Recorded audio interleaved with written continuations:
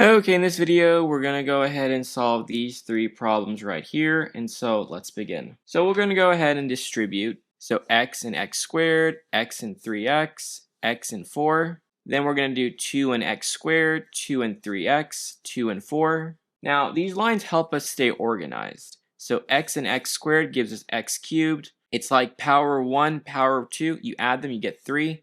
X and 3x, you get 3x squared. X and 4, you get 4x. 2 times x squared, we get 2x squared. 2 times 3x, we get 6x.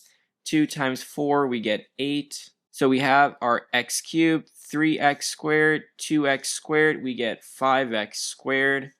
4x and 6x, we get 10x. And then we have an 8.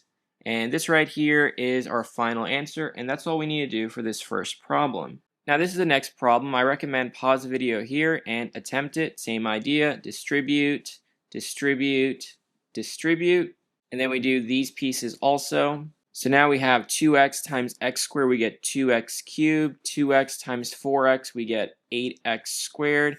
2x times negative 3, we get negative 6x. Negative 1 times x squared, we get negative x squared.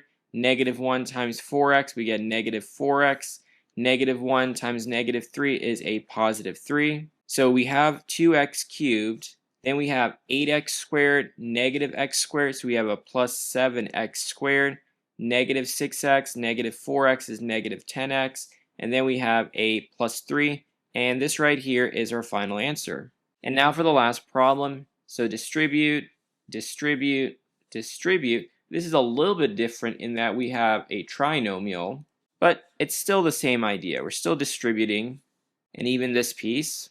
So x squared, we get x raised to 4. X squared, negative x, we get negative x cubed. X squared and 4, we get plus 4x squared. 2x and x squared, we get plus 2x cubed. 2x times negative x, negative 2x squared. 2x times 4, we get 8x. Negative 3. X squared, we get negative 3x squared. Negative 3 times negative x is a positive 3x. Negative 3 times 4 is negative 12. So we have x raised to 4, and now we need to match negative x cubed, 2x cubed, so we have a positive x cubed. Then we have 4x squared, negative 2x squared, so 2x squared. But then we have a negative 3x squared, so negative x squared.